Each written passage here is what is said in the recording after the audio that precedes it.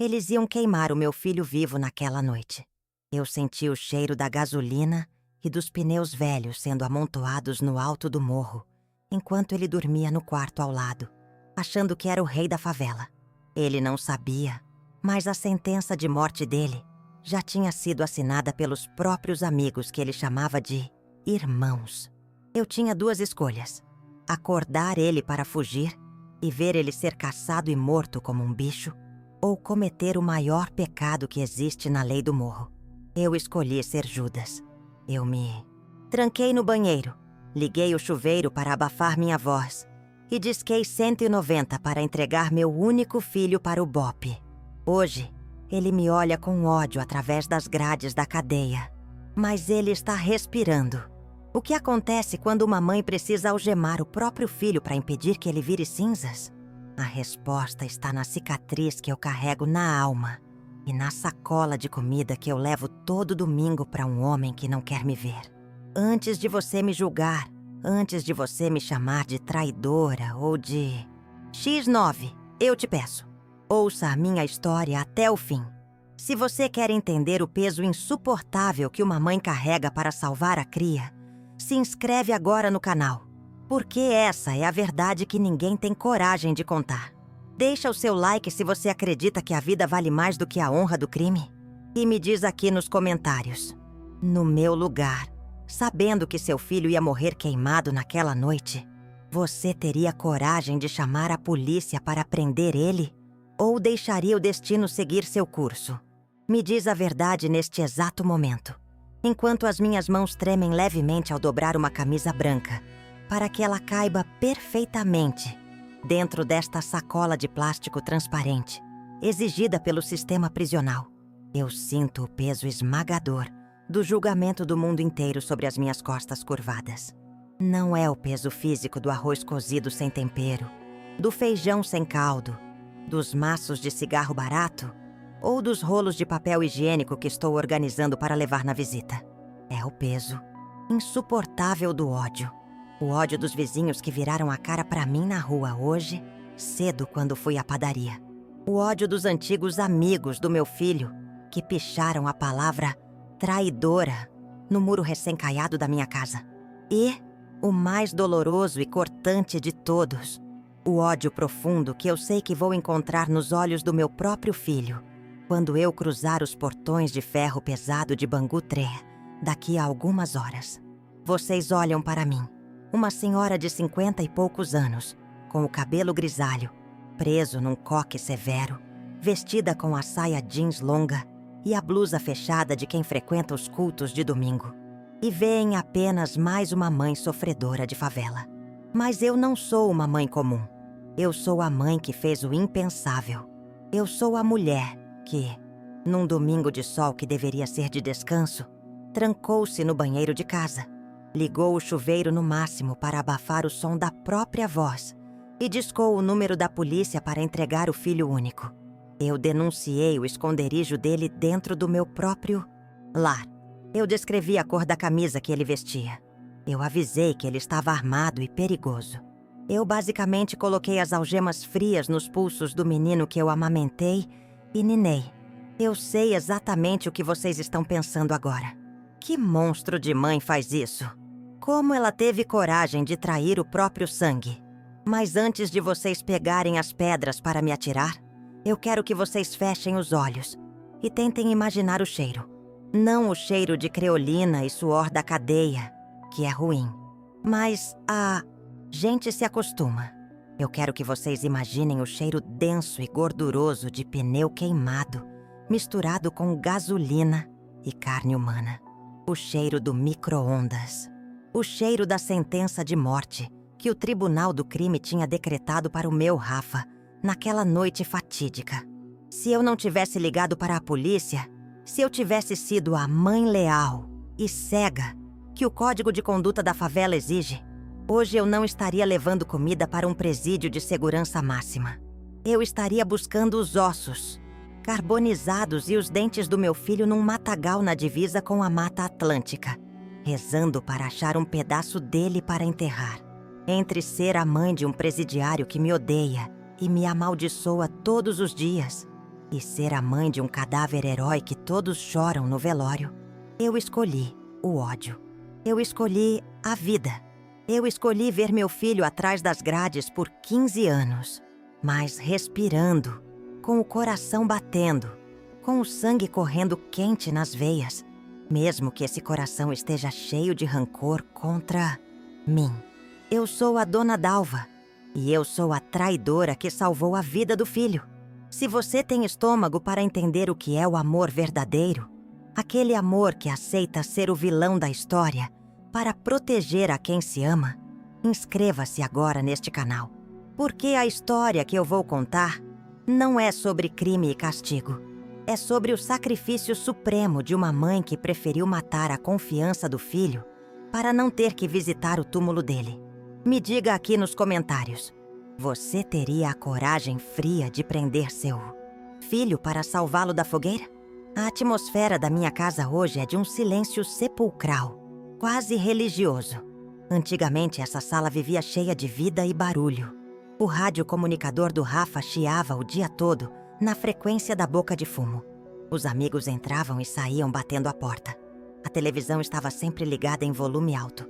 Hoje, o único som que se ouve é o do plástico da sacola do Jumbo, sendo fechada com um nó cego. Mas na minha memória, o som que ecoa eternamente é o da sirene do blindado do BOPE subindo a ladeira naquela manhã de domingo. Para a favela inteira, aquele som foi o anúncio do terror, da invasão, da guerra iminente. Para mim, naquele dia específico, a sirene da polícia soou como música sacra. Foi o som do resgate divino. Foi o som de uma prece atendida. Porque eu sabia que a polícia podia bater, podia prender, podia até humilhar. Mas a polícia, naquele dia, era a única força na terra capaz de arrancar meu filho das garras dos irmãos, que estavam afiando as facas para esquartejá-lo. Para vocês entenderem como chegamos a esse ponto de ruptura total, precisamos voltar alguns meses no tempo. Precisamos falar sobre quem era o Rafa e quem ele se tornou quando o poder subiu a cabeça. O meu Rafa era um menino que tinha medo do escuro, até os 12 anos de idade. Ele pedia para dormir na minha cama quando chovia forte, tremendo debaixo do cobertor grosso a cada relâmpago. Ele era doce, prestativo, me ajudava a carregar as sacolas pesadas de tecido da costura, morro acima. Mas a favela tem uma gravidade própria, uma força magnética invisível e maligna que puxa os nossos meninos para o abismo. E o Rafa foi puxado com força. Ele não entrou para o crime por fome ou necessidade. Graças a Deus e à minha máquina de costura, nós nunca passamos fome. Ele entrou pela vaidade, pelo desejo de poder, pela ilusão brilhante de que seria rei naquele pedaço de chão esquecido. E ele subiu rápido na hierarquia. De vapor na esquina, vigiando a chegada da polícia, ele virou gerente. Virou o R10. O comportamento dele mudou da água límpida para o vinho estragado. Ele começou a andar com o peito estufado, cheio de cordões de ouro grossos no pescoço, com uma pistola Glock na cintura que ele acariciava com mais ternura do que acariciava a própria namorada. A arrogância tomou conta dele como uma doença. Ele achava que era intocável. Ele achava que a facção era a verdadeira família dele. E que eu, a mãe evangélica que orava de joelhos na sala enquanto ele pecava, em pé na laje, era apenas uma velha careta que não entendia como o mundo funcionava. Mas o crime é uma empresa que não perdoa a vaidade, e muito menos o erro contábil. O problema começou com uma carga de drogas. Uma carga grande, valiosa, e sumiu ou foi apreendida pela polícia. As versões variavam na boca miúda das vielas. A culpa, justa ou injusta, recaiu sobre a gerência do Rafa. Disseram que ele foi negligente na logística. Disseram pior. Começaram a sussurrar nos becos que ele estava comendo dinheiro, que estava roubando a própria facção para sustentar o luxo e as mulheres. Eu não sei se era verdade. Talvez fosse. O poder cega e corrompe. Mas no mundo deles, a verdade não precisa de provas documentais. Ela precisa apenas de suspeita. e de uma ordem. A mudança na atmosfera da favela foi sutil no começo, como uma nuvem cobrindo o sol. Mas eu, como mãe que vigia a cria, tenho um radar que capta até a mudança da direção do vento. Os amigos de infância, aqueles meninos que comiam bolo de fubá na minha cozinha e jogavam videogame no sofá, pararam de vir aqui. Quando o Rafa passava na viela, o rádio comunicador dos olheiros silenciava imediatamente. Os olhares baixavam para o chão. Ninguém mais batia na mão dele com aquela empolgação barulhenta de antes. O cumprimento virou um aceno de cabeça frio, distante, calculado. Eu tentava alertar, desesperada. Meu filho, abre o olho. O clima tá estranho. O Fumaça não falou com você hoje. Ele desviou o caminho. E ele, na sua soberba suicida, ria na minha cara. Que isso, dona Dalva? A senhora vê fantasma onde não tem. Eu sou o R10. Eu sou o braço direito do dono do morro. Ninguém encosta em mim. Tá tudo dominado. A gestão é inteligente. Ele estava cego pela própria luz. Ele não via que a cova dele estava sendo cavada logo ali, na esquina da padaria. Ele continuava ostentando, continuava dando ordens aos subalternos, sem perceber que as ordens dele já não eram mais respeitadas de verdade. Eram apenas toleradas. Até o momento do abate. Ele era um rei morto que ainda não tinha sido avisado do próprio funeral. A cegueira dele era a minha agonia diária. Eu passava as noites em claro, costurando bainha de calça jeans e ouvindo os ruídos da rua, tentando decifrar nas conversas altas e nas risadas dos vapores se o nome do meu filho tinha sido pronunciado com ódio. E numa madrugada de quinta-feira, a confirmação veio da maneira mais terrível possível. A minha casa fica num ponto estratégico da favela, numa esquina onde as vielas se cruzam formando um eco natural. E a acústica faz com que as vozes de quem passa na rua subam diretamente até a minha janela dos fundos, que fica no segundo andar. Era 3 da manhã. O Rafa estava dormindo no quarto dele, roncando alto, com a pistola debaixo do travesseiro, seguro na sua ignorância fatal. Eu estava na cozinha bebendo um copo de água para tentar acalmar a ansiedade, quando ouvi. Eram vozes conhecidas. Era o Nem, o Boca e um terceiro homem que eu não reconheci, mas que tinha o tom de voz grave e pausado de quem manda, de quem decide vidas. Eles estavam parados bem embaixo da minha janela, protegidos pela escuridão. Eles não falavam alto, não gritavam, mas a noite estava tão quieta e o ar tão parado que cada palavra subiu como uma fumaça venenosa e entrou na minha cozinha. O homem lá de cima já deu o papo, disse a voz grossa desconhecida. O R10 rodou. Não tem mais conversa, não tem mais desenrolo. A cobrança é pra hoje à noite.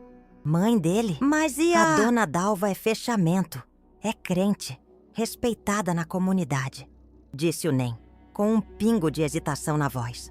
Que se dane a mãe. O moleque roubou a firma. A ordem é clara. Pegar ele dormindo, ou quando ele descer pra boca de manhã cedo. Sem barulho, sem tiro pra não chamar a polícia e não estragar o negócio. Pega, joga na mala do carro e sobe pro alto da mata. O micro-ondas já tá montado. Os pneus já estão lá esperando. O meu sangue gelou nas veias. Minhas pernas falharam. E eu tive que segurar na pia de mármore com as 2 mãos para não cair e fazer barulho. Micro-ondas. Vocês sabem o que é isso? É o método de execução mais cruel inventado pelo crime. É quando eles colocam a pessoa viva dentro de uma pilha de pneus de caminhão, jogam gasolina e ateiam fogo. É uma morte lenta, agonizante, feita para não deixar rastro, para transformar o corpo em cinzas e o espírito em terror puro. Eles iam queimar o meu filho, os amigos dele, os meninos que ele chamava de irmãos de sangue. E o pior detalhe, o detalhe que me fez quase vomitar ali mesmo, o cheiro. Naquele momento exato, como se fosse uma premonição olfativa trazida pelo diabo, o vento mudou e trouxe lá do alto do morro um cheiro fraco, mas inconfundível, de borracha queimada e fuligem. Eles já estavam testando, Eles já estavam preparando o forno para o meu menino. Eu olhei para o corredor escuro da minha casa. No quarto ao lado, o Rafa dormia o sono dos justos e dos tolos. O peito dele subia e descia calmamente no ritmo da respiração. Ele sonhava com poder, com dinheiro, com respeito. Ele não sabia que já era um cadáver. Ele não sabia que a única coisa que separava ele da fogueira eram algumas horas de sono e o nascer do sol. Eu voltei para o quarto dele, na ponta dos pés, e fiquei olhando ele dormir. Aproximei a mão do rosto dele, senti o calor da respiração na minha pele. Lembrei dele bebê, com febre alta, quando eu passava a noite inteira com paninhos de água fria na testa dele para baixar a temperatura e não deixá-lo convulsionar. Agora, a temperatura que o aguardava era a do fogo. O desespero tomou conta de mim. Não um desespero de gritar e espernear, mas um desespero frio, calculista, maternal. Eu precisava fazer alguma coisa. Mas o quê? Todas as saídas pareciam fechadas com tijolos de medo. As horas seguintes, entre a madrugada e o amanhecer, foram um labirinto mental sem saída. Eu sentei na beira da minha cama, com a Bíblia fechada no colo, e comecei a traçar planos, desesperados, e todos eles terminavam em morte. Plano A: acordar o Rafa agora e contar tudo. Filho, acorda, foge. Eles vão te matar. Eu ouvi eles falando. O que aconteceria? Ele não acreditaria em mim. Ele diria que eu estava louca, paranoica, que eu tinha pesadelo. Ele pegaria a arma e, na sua arrogância, iria tirar satisfação com os amigos na boca. E morreria ali mesmo, na porta de casa, numa troca de tiros covarde. Ou pior, ele tentaria fugir e seria caçado. A favela tem olheiros em cada esquina, em cada laje. Ninguém sai sem ser visto. E se ele fugisse, a cobrança cairia sobre quem? Sobre mim, sobre a família. Eles invadiriam a casa e matariam a mãe do traidor para dar o exemplo. Plano B: tentar falar com o dono do morro. Subir lá e implorar pela vida dele. Impossível. O tribunal do crime não aceita recurso de mãe. Não existe clemência para roubo ou traição na lei deles. Se a sentença foi dada, ela é irrevogável. Se eu fosse lá, só aceleraria o processo. Eles matariam ele na hora para evitar problemas e depois me matariam para garantir o silêncio. Plano C: não fazer nada. Deixar o destino seguir seu curso. Deixar meu filho acordar, tomar café, sair para trabalhar, achando que era mais um dia normal e nunca mais voltar. Ficar esperando a notícia chegar. Ficar esperando o cheiro de carne queimada descer o morro com o vento. Enterrar um caixão vazio ou cheio de ossos irreconhecíveis que nem DNA identifica. Não, isso eu não podia fazer. Eu sou mãe. O meu útero se contorcia só de pensar nisso. Eu preferia morrer no lugar dele 1000 vezes, mas eles não aceitariam a troca. Foi então que eu olhei para a varanda. Lá estava a gaiola do canário que eu criava. O passarinho estava lá dormindo no puleirinho, preso atrás das grades finas de arame. Eu sempre tive pena daquele bicho. Sempre achei triste ver um animal nascido para voar, trancado num espaço tão pequeno, sem poder abrir as asas. Mas naquela madrugada, olhando fixamente para aquela gaiola, eu tive uma epifania. Eu entendi tudo. A gaiola não é só uma prisão. A gaiola é uma proteção. Dentro da gaiola, o gavião não pega. Dentro da gaiola, o gato não come.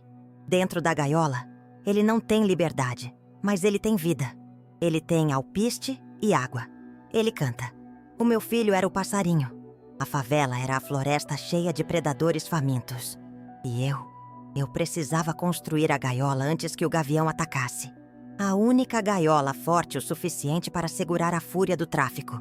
A única força capaz de entrar na favela armada e arrancar alguém das mãos da facção sem pedir licença era o Estado, era a polícia, o inimigo mortal do meu filho, o batalhão de operações especiais, o BOP. A ironia era amarga como fel na minha boca. Para salvar o traficante, eu precisava chamar a polícia. Para salvar o filho, eu precisava trair o criminoso. Para ser mãe, Eu precisava ser Judas. Eu sabia o preço. Se eu fizesse isso, eu seria a X9, a cagueta, a pessoa mais odiada e desprezada da comunidade. Eu perderia o filho para sempre. Ele me odiaria com todas as forças da alma dele. Ele passaria anos na cadeia me maldizendo, achando que eu estraguei a vida dele.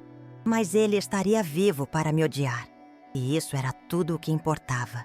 O sol começou a nascer, pintando o céu de cinza e laranja. A luz da manhã entrava pela fresta da janela, marcando o fim do meu tempo de reflexão. Eu ouvi o Rafa se mexendo na cama, espreguiçando. Ele ia acordar. Se ele saísse daquela porta, ele morreria. Eu levantei. Minhas pernas tremiam tanto que os joelhos batiam um no outro. Mas a minha decisão estava tomada e selada. Eu não ia entregar meu filho para a morte. Eu ia entregá-lo para a lei. Caminhei até o banheiro. Aquele banheiro pequeno, de azulejos azuis antigos e gastos. Entrei e tranquei a porta com a chave. Olhei-me no espelho. Eu vi uma mulher envelhecida, cansada, com olheiras profundas de uma noite sem sono, mas com um olhar de determinação assassina. Abri o registro do chuveiro. A água fria caiu, com força, fazendo um barulho constante no chão de cimento. O barulho perfeito para abafar uma conversa proibida. O barulho da traição. Peguei meu celular antigo, aquele aparelho simples de botão que eu usava só para emergências. Disquei 3 números. 1, 9, 0. O telefone chamou no meu ouvido. 1 vez. 2 vezes. O som da chamada parecia um martelo na minha cabeça. Polícia Militar. Emergência. Eu respirei fundo, engolindo o choro, engolindo a vergonha, engolindo o medo de morrer. Alô? Eu quero fazer uma denúncia anônima. Eu sei onde está o gerente do tráfico do morro. O tal do R10. Ele está armado com uma pistola. Ele está dormindo agora. Anota o endereço, pelo amor de Deus. E vem rápido. Vem com o blindado. Vem para prender, não para matar. Por favor, não matem ele. Depois que a chamada com a polícia foi encerrada, o silêncio que tomou conta daquele banheiro apertado e úmido foi mais ensurdecedor do que qualquer grito de desespero que eu já tivesse soltado em toda a minha vida. Eu me olhei no espelho, aquele pedaço de vidro manchado pela maresia e pelo tempo, e não consegui reconhecer a mulher que me encarava de volta com olhos fundos, cercados por olheiras escuras como carvão. Aquela imagem refletida não era apenas a dona Dalva, a costureira respeitada da rua, a irmã de oração que levava bolo de fubá para os vizinhos doentes. Aquela mulher no espelho era a própria encarnação de Judas. Eu tinha acabado de vender o meu único filho, a carne da minha carne, não por 30 moedas de prata ou por qualquer recompensa financeira suja, mas pela promessa incerta, dolorosa e aterrorizante de que ele continuaria respirando, mesmo que fosse atrás de grades de ferro enferrujado. Desliguei o registro do chuveiro com a mão trêmula, sentindo o metal frio contra a pele. Enxuguei o rosto molhado de lágrimas misturadas com a água da pia na toalha áspera e saí para a cozinha. Minhas pernas pareciam pesar toneladas, como se eu estivesse caminhando no fundo de um oceano de culpa viscosa, arrastando correntes invisíveis. O Rafa acordou por volta das 11 da manhã, naquele horário em que o sol começa a bater com violência na telha de amianto e esquenta a casa inteira como um forno. Ele entrou na cozinha coçando a cabeça raspada, com a cara amassada de um sono pesado, vestindo apenas uma bermuda de basquete larga que ia até o joelho e com a pistola Glock preta pendurada na cintura. O cano frio roçando na pele dele como se fosse uma extensão natural do próprio corpo. Um membro extra e letal que ele ganhou na guerra do tráfico. Ele me olhou e sorriu. Foi um sorriso cansado, de quem dorme com um olho aberto e o outro fechado. Mas ainda assim, era o sorriso do meu menino. Aquele mesmo sorriso inocente que ele tinha quando eu fazia mingau de aveia para ele antes da escola. Ele não sabia, ele não fazia a menor ideia de que a mãe dele, a mulher que estava ali na frente do fogão, acendendo a chama para esquentar o arroz e fritar o bife acebolado, tinha acabado de Assinar o mandado de prisão dele com a própria voz trêmula. Ele não sabia que a sentença de morte decretada pelo Tribunal do Crime para aquela noite, a fogueira de pneus que o esperava no alto do morro, já tinha sido substituída pela sentença de cárcere que eu decretei naquela manhã de domingo. Eu servi o prato dele com mãos que eu forçava, com todo o meu autocontrole, para ficarem firmes e não derrubarem a colher.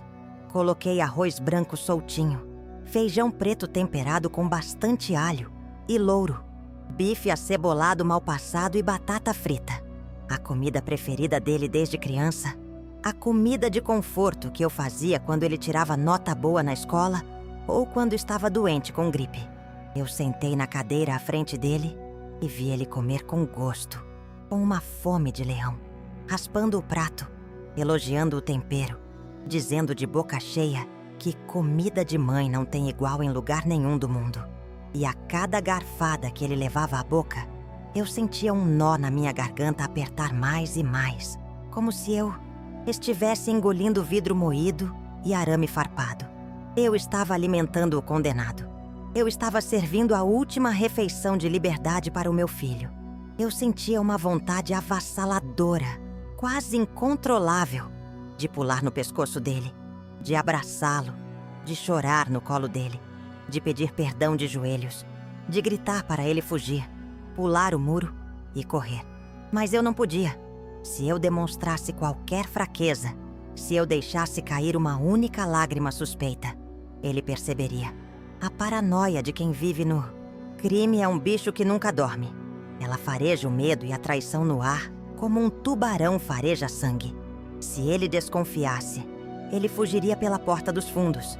E se ele fugisse, ele seria caçado, encontrado e morto pelos amigos, antes que o sol se pusesse no horizonte. Então, eu mantive a máscara de ferro. Eu perguntei sobre a namorada nova. Perguntei sobre o campeonato de futebol da várzea. Reclamei do preço absurdo do tomate na feira. Eu conversei sobre as banalidades da vida cotidiana, enquanto o relógio de parede, com seu movimento contínuo e implacável, contava os segundos que restavam da vida dele como homem livre. Eu olhava para a janela, vigiando a rua através da cortina de renda encardida, esperando o barulho, a vibração, o sinal que eu sempre temia a vida toda, mas que hoje eu desejava com todas as minhas forças, com toda a minha fé e com todo o meu desespero. A sirene, o motor pesado do blindado forçando a subida, o som da salvação vestida de terror policial. Eu me senti a criatura mais suja, vil e traidora da face da terra. E, ao mesmo tempo, a única pessoa no universo que amava aquele menino o suficiente para ter a coragem de destruí-lo para salvá-lo. O Rafa terminou de comer, limpou a boca na manga da camisa e se levantou, espreguiçando-se e estalando as costas. Mãe, tava ótimo. Agora vou descer pra boca. Tenho que resolver umas paradas com o gerente, ver qual é a daquela carga que sumiu, botar os pingos nos is. O meu coração parou por um segundo. Eterno. Se ele descesse, ele encontraria os carrascos. Se ele saísse daquela porta e colocasse o pé na viela, o plano da facção de levá-lo para o micro-ondas à noite seria adiantado para agora mesmo. Eu precisava segurá-lo. Eu precisava ganhar tempo. Eu precisava mantê-lo na gaiola até o gavião chegar. Não, filho. Espera um pouco, eu disse. E minha voz saiu falhada, fina, irreconhecível. Fica aqui mais um pouco. Eu fiz um pudim. Aquele de leite condensado sem furinho que você gosta tanto. Senta aí, vamos conversar. Faz tempo que a gente não toma um café junto sem pressa. Ele estranhou. Franziu a testa, a mão direita indo instintivamente para a coronha da arma na cintura, num reflexo de quem vive em guerra. Pudim agora, dona Dalva? Tô com pressa. O dever chama. O patrão não gosta de atraso. A senhora sabe como é. Por favor, Rafael. Senta. É domingo. Fica com a sua mãe. Eu tenho um pressentimento ruim, meu filho. Senta aí, por favor. Eu usei a carta do pressentimento de mãe. A única arma emocional que eu tinha contra a autoridade do crime. Ele respeitava isso. Ou pelo menos fingia respeitar a superstição materna. Ele bufou, revirou os olhos com impaciência, mas sentou de novo na cadeira de madeira que rangeu com o peso dele. Tá bom, véia. Manda o pudim. Mais rápido, que eu tenho hora marcada. Eu fui buscar o pudim na geladeira. Minhas mãos tremiam tanto que a calda de caramelo transbordou do pires e pingou na toalha branca, criando uma mancha escura parecida com sangue seco. Ele comeu rápido, engolindo sem mastigar direito, olhando para a porta, batendo o pé no chão. E foi nesse momento exato, quando ele raspava a última colherada de doce, que a vibração no solo começou. Primeiro, não foi um som que chegou aos meus ouvidos. Foi uma sensação física que subiu pelas solas dos meus pés. O chão da cozinha tremeu levemente. Uma vibração sutil que fez os copos secando, na pia de metal tilintarem uns contra os outros. Era a vibração pesada, inconfundível de algo muito grande e muito pesado se movendo sobre o asfalto irregular da favela. Depois veio o som. Um ronco grave, profundo, mecânico.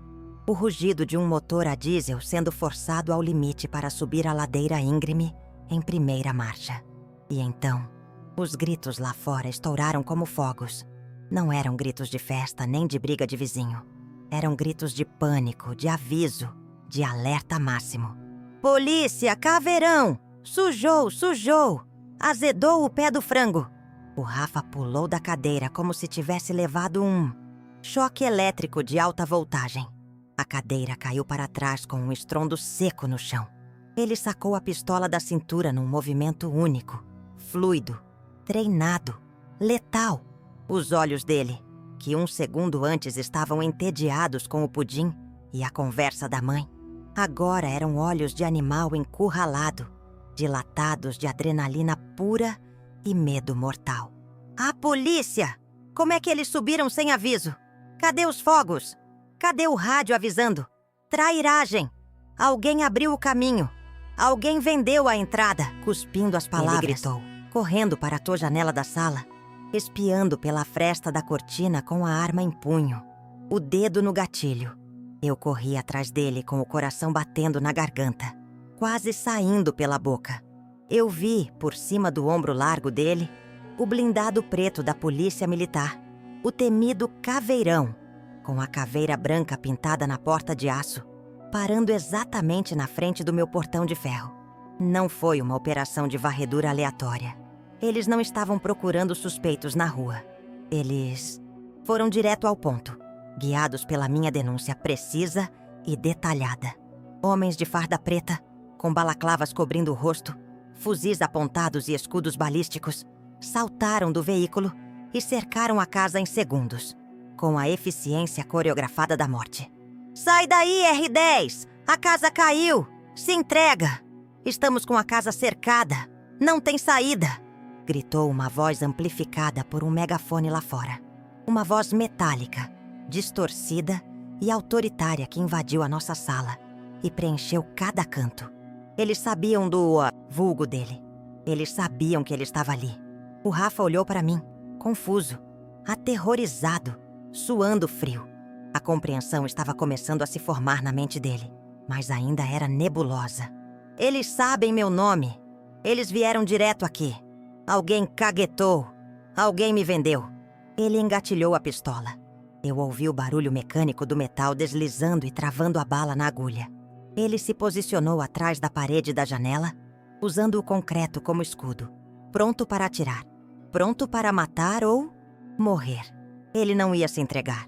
O código de honra estúpido, suicida e cruel da facção dizia que era melhor morrer trocando tiro e virar lenda do funk proibidão do que ir preso e virar estatística carcerária. Ele ia cometer suicídio pela mão da polícia, ali, no tapete da minha sala, na minha frente.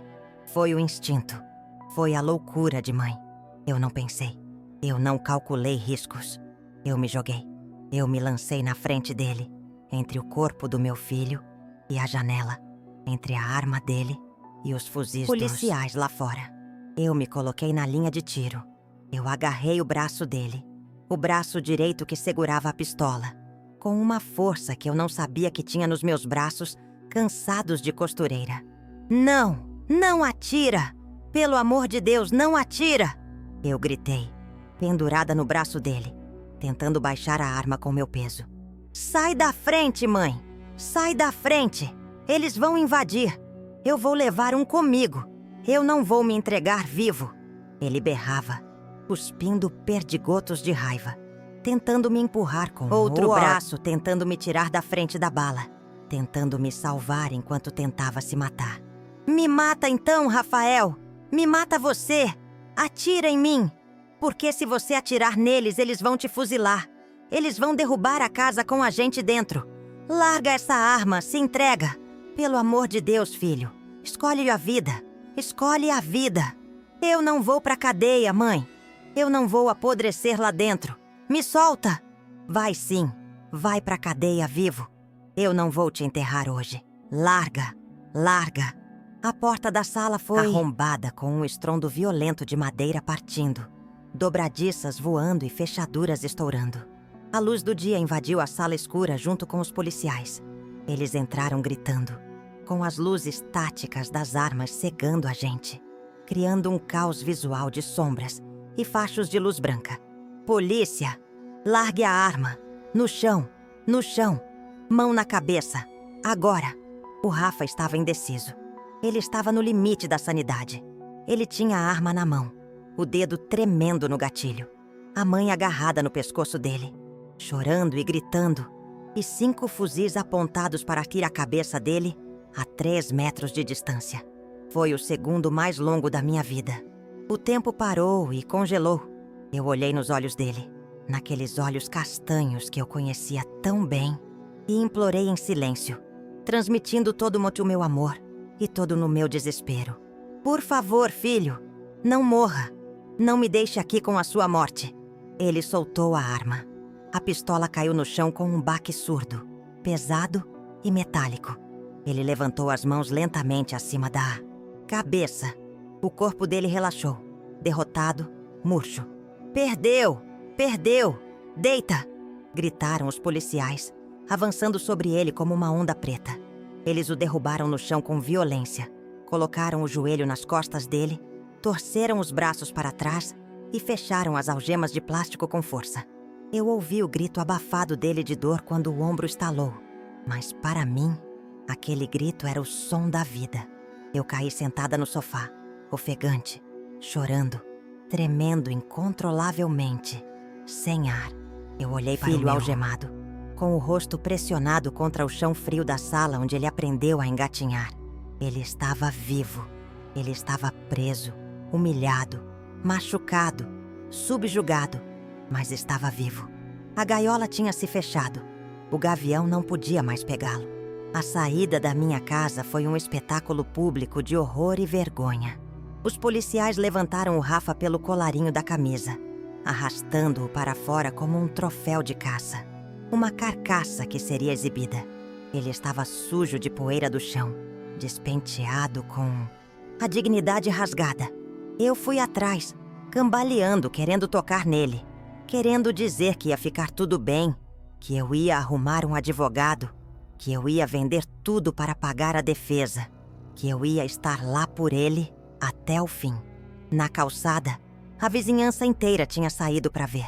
As janelas estavam cheias de rostos curiosos e assustados. Os amigos da boca de fumo observavam de longe, escondidos nas esquinas e nos becos escuros, tentando entender o que tinha acontecido, como a polícia tinha chegado. Tão rápido, tão silenciosa e tão certeira naquele endereço específico. Quando os policiais estavam colocando o Rafa dentro do camburão traseiro do blindado, ele parou. Ele travou as pernas, resistindo ao empurrão, e olhou para trás. Ele procurou na multidão. Ele não procurou os amigos. Ele não procurou a namorada. Ele procurou a mim. Nossos olhares se cruzaram. E o que eu vi naqueles olhos não foi medo, nem tristeza, nem arrependimento. Foi ódio. Um ódio puro, cristalino, absoluto e gelado. Ele sabia, no fundo da alma dele, naquela conexão que existe entre mãe e filho, Ele sabia. A precisão da polícia, a hora exata do sono, o fato de eu tê-lo segurado em casa com a desculpa do pudim. Ele ligou os pontos num segundo. Ele entendeu que a armadilha tinha sido armada dentro de casa, pela pessoa em quem ele mais confiava no mundo. Ele não gritou. Ele não me xingou na frente dos policiais para não dar esse gosto a eles. Ele apenas me olhou com um desprezo que gelou o meu sangue. Franziu a testa e cuspiu no chão, na minha direção. Uma poça de saliva e desprezo. Aquele cuspe foi a sentença dele contra mim. Ele estava me dizendo sem palavras: você morreu pra mim. Você não é mais minha mãe. Você é minha inimiga. A porta pesada do blindado bateu e trancou meu filho na escuridão do sistema prisional. A sirene ligou novamente, uivando, e o veículo desceu a ladeira, levando o meu coração junto no banco de trás. Eu fiquei parada na calçada, sozinha no meio da rua. Os vizinhos começaram a cochichar, a apontar. Os olhares mudaram. Antes eu era a dona Dalva, a mãe sofredora do gerente, digna de pena. Agora, nos olhos deles, eu via a desconfiança, o nojo. Será que foi ela? Será que ela entregou? Será que ela é X9? Na favela, se ter a dúvida é perigosa. Ser mãe de traficante é um fardo pesado. Mas ser mãe de cagueta é uma condenação ao isolamento total. E muitas vezes, à morte. Eu entrei em casa e fechei a porta arrombada, empurrando o sofá pesado para segurar a madeira quebrada. A casa estava vazia e silenciosa. O prato de pudim ainda estava na mesa, com a colher suja de caramelo, a cadeira caída, a marca de lama da bota policial no chão limpo, o cheiro azedo de suor e medo impregnado no ar. Eu sentei na cadeira onde ele estava sentado minutos antes e chorei. Chorei não de arrependimento, mas de dor física. A dor de saber que eu tinha salvado o corpo do meu filho, mas tinha assassinado o amor que ele sentia por mim. Eu tinha me tornado a vilã da história dele para poder ser a heroína secreta da vida dele. Naquela mesma noite, a notícia correu à favela como pólvora. O R10 rodou. Denúncia anônima de dentro de casa. Foi fita dada. Os amigos dele, aqueles que planejavam queimá-lo vivo, não vieram me cobrar. Eles sabiam que, de certa forma, eu tinha feito um favor sujo a eles. O problema do desvio de dinheiro estava resolvido sem que eles precisassem sujar as mãos de sangue de irmão e criar uma guerra interna. O Tribunal do Crime foi cancelado por motivo de força maior. A pena de morte foi comutada para a pena de prisão pelo Estado. Mas o estigma ficou. Na madrugada seguinte, quando acordei, picharam no meu muro com tinta preta escorrendo. X9 morre cedo. Eu li aquilo e não senti medo. Eu já tinha morrido por dentro. A única coisa que importava, a única verdade que me mantinha em pé, era que o Rafa estava vivo, respirando, numa cela de delegacia, longe do fogo, longe dos pneus, longe da traição dos falsos amigos. O tempo passou arrastado, julgamento veio rápido. 15 anos de prisão em regime fechado por tráfico de drogas, porte ilegal de arma e associação criminosa. O Rafa foi transferido para o complexo de Jericinó, em Bangu, o lugar onde o sol castiga e as paredes transpiram sofrimento. Eu cumpri a minha promessa silenciosa. Eu me tornei, profissionalmente, a mãe de presidiário. Toda semana, sem falhar um único domingo, eu acordo às 3 da manhã. Eu preparo o jumbo, a sacola de mantimentos permitida. Cozinho o feijão preto, sem caldo para não azedar. Corto a carne em pedaços pequenos para passar no raio-x. Compro o cigarro que ele fuma, o sabonete que ele gosta, o biscoito recheado. Eu pego 2 ônibus lotados e um trem abafado. Eu enfrento a fila quilométrica da humilhação na porta do presídio. Debaixo de sol escaldante e chuva torrencial. Eu deixo as guardas revistarem a minha comida, revistarem as minhas roupas, revistarem o meu corpo envelhecido. Eu entro naquele lugar que cheira a concreto úmido, suor, masculino concentrado e desespero humano. Mas o Rafa se recusa a me ver. Durante os primeiros 2 anos, eu ia até o pátio de visitas, sentava no banco de cimento quente e ficava lá, sozinha, esperando, cercada por outras famílias que se abraçavam. O agente penitenciário vinha com uma prancheta na mão e um olhar de pena e dizia: Dona Dalva, o interno Rafael se recusou a sair da cela. Disse que não tem visita. Disse que não conhece a senhora. Eu engolia o choro. Aquele choro que arranha a garganta. Deixava a sacola com a comida, os cigarros e as roupas limpas com o agente e pedia com voz mansa: Por favor, seu guarda, entrega para ele. Diz que foi a mãe dele que trouxe com amor. Diz que eu tô orando por ele todo dia. Diz que eu amo ele. Eu voltava para casa com o coração vazio, oco, mas com a missão cumprida. Ele estava comendo a minha comida. Ele estava vestindo a roupa que eu lavei e passei. Ele estava fumando o cigarro que eu comprei. Ele estava vivo. Hoje, 5 anos depois daquela manhã de domingo, a rotina é a mesma. Ele ainda me odeia. Ele ainda acha que eu sou a traidora que tirou a liberdade dele. A mãe desnaturada que se aliou à polícia. Ele não sabe, e talvez nunca saiba por quê. O orgulho não deixa ele ouvir que naquela noite em que ele foi preso, a fogueira já estava acesa e crepitando para ele no alto do morro. Ele não sabe que a liberdade dele já tinha acabado dias antes, quando a sentença foi dada, e que a única escolha que restava era entre a cela fria e o caixão quente. Às vezes eu encontro outras mães na fila da visita. Mães que choram copiosamente porque os filhos foram mortos em operações policiais ou esquartejados em guerras de facção. Mães que não têm um corpo para visitar, que não têm para quem levar um pote de feijão, que visitam apenas uma lápide fria no cemitério. Elas me olham com pena porque meu filho está preso e me rejeita. Eu olho para elas com compaixão profunda, mas no fundo, bem no fundo da minha alma, egoísta de mãe, eu sinto um alívio terrível. O meu filho está preso. Ele dorme no concreto duro. Ele come comida azeda quando a minha acaba. Ele vive cercado de violência e grades. Mas ele está vivo. Eu sei onde ele está. Eu sei que ele está respirando. Eu sei que no próximo domingo eu posso levar um bolo para ele. Mesmo que ele jogue o bolo no lixo na frente dos outros presos, para mostrar que me despreza. Eu moro sozinha naquela casa marcada, com a pichação no muro que eu nunca apaguei. Favela me tolera, mas não me perdoa. Eu sou a pária. Eu sou a mãe que quebrou o código sagrado do silêncio. Mas quando eu deito a cabeça no travesseiro à noite e ouço os tiros de fuzil rasgando o silêncio lá fora, eu durmo tranquila. Eu durmo o sono dos justos. Porque eu sei com certeza absoluta que nenhuma daquelas balas perdidas vai encontrar o corpo do meu filho.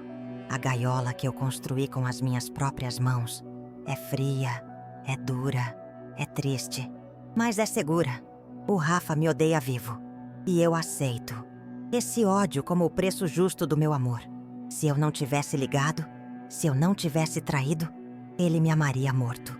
E o amor de um cadáver é frio demais, silencioso demais, para consolar o coração de uma mãe que ainda tem muito amor para dar. Eu sou a Dona Dalva, a mãe traidora. E eu faria tudo de novo, 1000 vezes se fosse preciso. Porque entre a honra do crime e a vida do meu filho, eu escolho a vida. Sempre. Se você que me ouviu até agora conseguiu entender o tamanho desse sacrifício, se você consegue sentir na pele a dor de uma mãe que precisou prender o filho para libertá-lo da morte certa, inscreva-se neste canal. Compartilhe essa história com quem precisa entender que amor de mãe não é só carinho. Às vezes, é guerra. Deixe seu comentário dizendo o que você faria no meu lugar. Deixaria morrer como herói ou prenderia como traidor? Porque o mundo julga fácil, mas só a mãe sabe o peso insuportável da cruz que carrega para salvar a sua cria do inferno.